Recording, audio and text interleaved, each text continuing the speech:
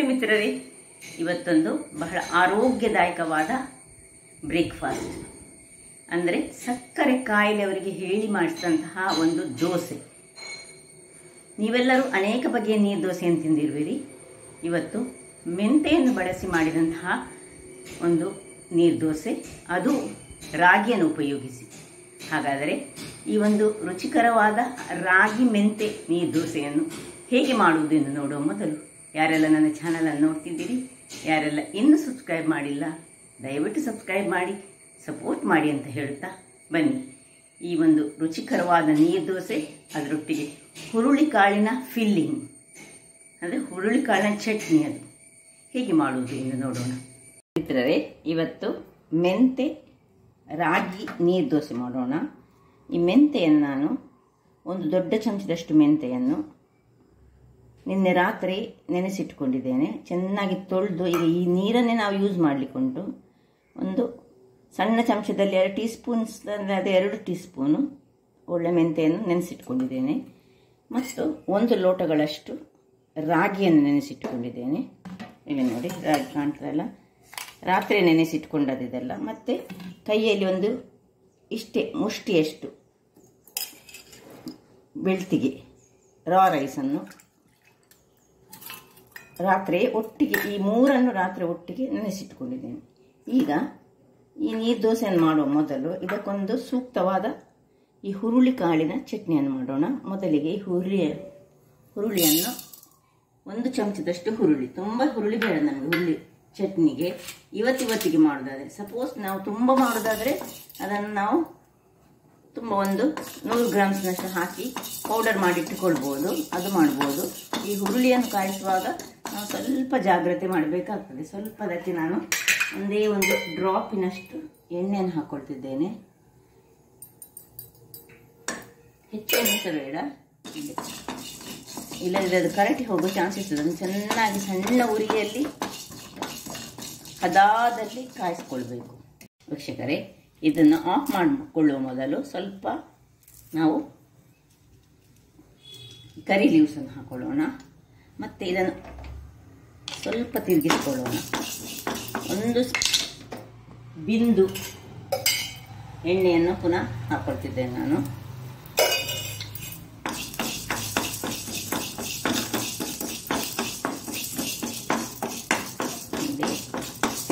ಹುರುಳಿಕಾಳು ಒಳ್ಳೆ ಕಾದಿದೆ ನೋಡಿ, ಪಟ್ ಪಟ್ ಶಬ್ದ ಆಗ್ತಾ ಇರುವಾಗ ಇದನ್ನು 1 ಚಮಚದಷ್ಟು ಇದು ಮೆಣಸಿನ ಪುಡಿ,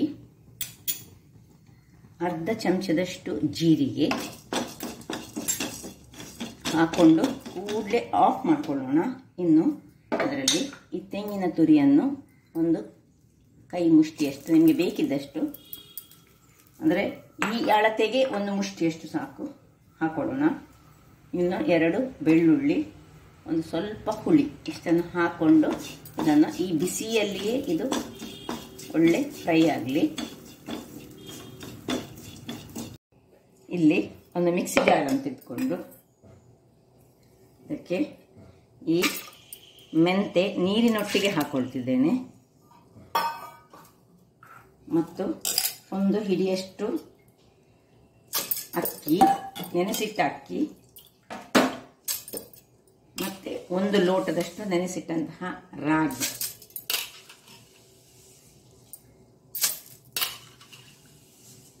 ಇಷ್ಟನ್ನು ಬೇರೆ ನೀರು ಹಾಕ್ಕೊಳ್ತಾ ಇಲ್ಲ, ಬೇಕಿದ್ರೆ ಮತ್ತೆ ಹಾಕ್ಕೊಳ್ಬೋದು. ಸುರಿಗೆ ನೀರು ಹಾಕೊಳ್ಳೋದು ಬೇಡ. ಸ್ವಲ್ಪ ಉಪ್ಪನ್ನು ಹಾಕ್ಕೊಳ್ತಿದ್ದೇನೆ. ಇದನ್ನೊಂದು ಗ್ರೈಂಡ್ ಮಾಡಿ ತರ್ತೇನೆ. ಫೈನಾಗಿ ಗ್ರೈಂಡ್ ಆಗಬೇಕು. ವೀಕ್ಷಕರೇ ನೋಡಿ, ಸ್ವಲ್ಪ ಗ್ರೈಂಡ್ ಆಗುವಾಗ ನಾನೇನು ಮಾಡಿದೆ ಹೇಳ್ತೀರಿ, ಈ ಸ್ವಲ್ಪ 1 ಮುಷ್ಟಿಯಷ್ಟು ನೋಡಿ, 1 ಮುಷ್ಟಿಯಷ್ಟು ತೆಂಗಿನ ತುರಿಯನ್ನು ಹಾಕ್ಕೊಳ್ತಿದ್ದೇನೆ.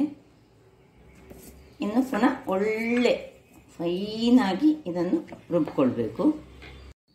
ವೀಕ್ಷಕರೇ, ಇಲ್ಲಿ ನೋಡಿ, ಒಳ್ಳೆ ಫೈನಾಗಿ ಗ್ರೈಂಡ್ ಆಗಿ ಬಂತು.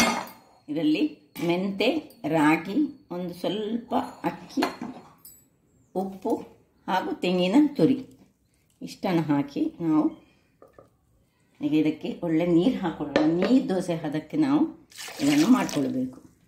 ನೀರು ಹಾಕ್ಕೊಂಡು ಸಾಧಾರಣ ಒಂದು 2 ಗ್ಲಾಸ್ನಷ್ಟು ನೀರು ಬೇಕಾಗಿತ್ತು. 2 ರಾಗಿ ದಪ್ಪ ಆಗೋದಲ್ಲ, ಅದರಿಂದಾಗಿ ನಾನು ಹದ ಹೇಗೆ ಹೇಳಿ ತೋರಿಸ್ಕೊಡ್ತೇನೆ ನಿಮಗೆ.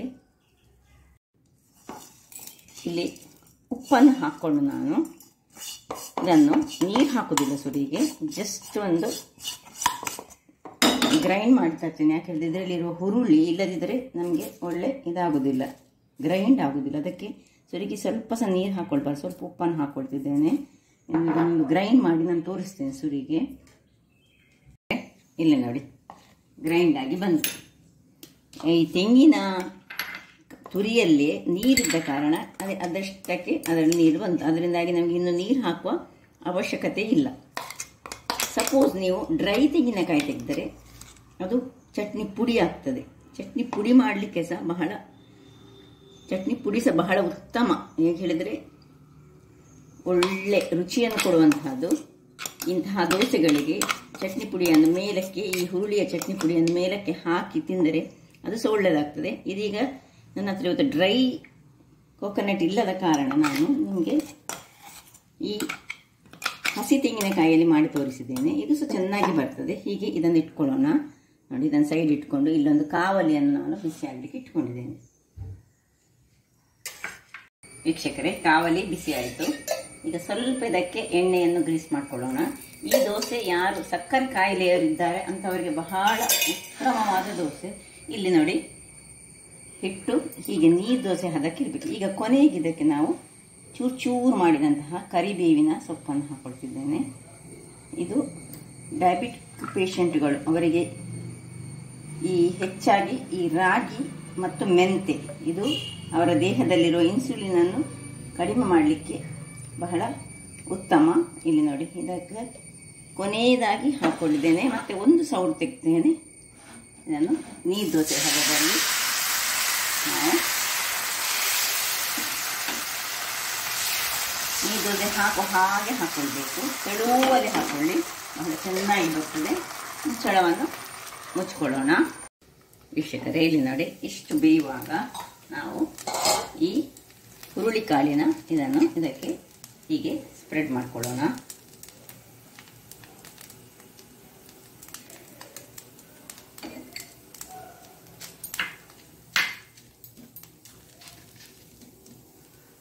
ಕಟ್ ಮಾಡಿಕೊಂಡು ಇನ್ನು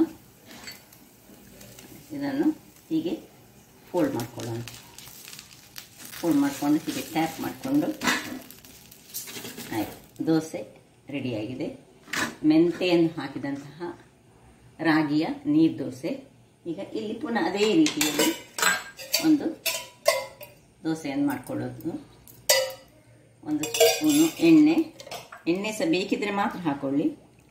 ಈ ಕರಿಬೇವಿನಿಂದ ತುಂಬಿದಂತಹ ಇದನ್ನು ತೆಳುವಲ್ಲಿ, ಎಷ್ಟು ತೆಳು ಬೇಕೋ ಅಷ್ಟು ತೆಳುವಲ್ಲಿ ಮಾಡ್ಕೊಳ್ಬೋದು ಇದನ್ನು. ಯಾಕಂದರೆ ಇದರಲ್ಲಿ ಸ್ವಲ್ಪ ಅಕ್ಕಿ ಅಂಶ ಇರೋದ್ರಿಂದಾಗಿ ತೆಳು ಎಷ್ಟು ಸಹ ನಿಮಗೆ ಬರ್ತದೆ. ಮುಚ್ಚಳ ಮುಚ್ಚಿ ಬೇಯಿಸ್ಕೊಳ್ಳೋಣ. ಎರಡನೇ ದೋಸೆ ರೆಡಿಯಾಗಿದೆ. ಈಗ ಇದಕ್ಕೆ ಸಹ ಹಾಗೆ ಸ್ವಲ್ಪ ಈ ಚಟ್ನಿ ಪುಡಿಯನ್ನು ಸ್ಪ್ರೆಡ್ ಮಾಡಿಕೊಂಡು, ಅದು ಒಳ್ಳೆ ಟೇಸ್ಟನ್ನು ಕೊಡ್ತದೆ. ಯಾಕಂದರೆ ರಾಗಿ ಕೆಲವರಿಗೆ ಅಷ್ಟು ಇಷ್ಟ ಆಗೋದಿಲ್ಲ, ಆದರೆ ಶುಗರ್ ಲೆವೆಲನ್ನು ಕಂಟ್ರೋಲಲ್ಲಿ ಇಡಲಿಕ್ಕೆ ಈ ರಾಗಿ ಮತ್ತು ಮೆಂತೆ ಬಹಳ ಸಹಾಯಕ. ಅದರೊಟ್ಟಿಗೆ ಕರಿಬೇವಿನ ಸೊಪ್ಪು ಸವಿತ ಬಹಳ ಒಳ್ಳೆಯದು. ನೋಡಿ, ಇದೇ ರೀತಿಯಾಗಿ ನಾನು ಇದನ್ನು ಹೀಗೆ ಫೋಲ್ಡ್ ಮಾಡಿಕೊಂಡು ತೆಗೆದುಕೊಳ್ಳೋಣ. ದೋಸೆ ರೆಡಿ ಆಯಿತು. ಹಾಗಾದರೆ ನೋಡಿದ್ರಲ್ಲ ವೀಕ್ಷಕರೇ, ಒಂದು ಸುಲಭ ವಿಧಾನ. ಅದರೊಟ್ಟಿಗೆ ಬೇಕಿದ್ರೆ ನಾವು ಈ ಚಟ್ನಿ ಪುಡಿ ಅಂತ ಸೈಡಲ್ಲಿ ಇಟ್ಕೊಂಡು ಸ್ವಲ್ಪ ನೀರು ಮಾಡ್ಕೊಂಡು ಸಹ ಇದನ್ನು ಇದಕ್ಕೆ ನೀರು ಹಾಕೊಂಡು ತಿನ್ಬೋದು. ಅಥವಾ ಹೀಗೆ ಈ ಚಟ್ನಿಯನ್ನು ಹೀಗೆ ಕಟ್ ಮಾಡಿ ತಿನ್ಬೋದು. ನಾವು ಹೀಗೆ ಪದರದ ಒಳಗೆ ಹೇಗೆ ಚಟ್ನಿ ಅದರೊಟ್ಟಿಗೆ ಮಿಕ್ಸ್ ಆಗಿ, ಈ ಹುರುಳಿಕಾಳು ಸಹ ಹಾಗೆ ದೇಹಕ್ಕೆ ಬಹಳ ಉತ್ತಮ. ಆರೋಗ್ಯಭರಿತವಾದ ಈ ಹುರುಳಿಕಾಳಿನ ಚಟ್ನಿಯೊಟ್ಟಿಗೆ ಇದನ್ನು ಮಿಕ್ಸ್ ಮಾಡಿ ತಿಂದರೆ ಆರೋಗ್ಯಕ್ಕಂದು ಬಹಳ ಉತ್ತಮ. ಹಾಗಾದರೆ ನನ್ನ ಈ ಕುಕಿಂಗ್ ಚಾನಲ್ ನಿಮಗೆ ಇಷ್ಟ ಆದರೆ ಬೋಳೂರು ಸೋನಿ ಚಾನಲನ್ನು ಲೈಕ್ ಮಾಡಿ, ಶೇರ್ ಮಾಡಿ, ಹಾಗೂ ಸಬ್ಸ್ಕ್ರೈಬ್ ಮಾಡಿ, ಹಾಗೂ ನನ್ನ ಇನ್ಸ್ಟಾಗ್ರಾಮ್ ಪೇಜನ್ನು ಫಾಲೋ ಮಾಡಿ. ಧನ್ಯವಾದಗಳು.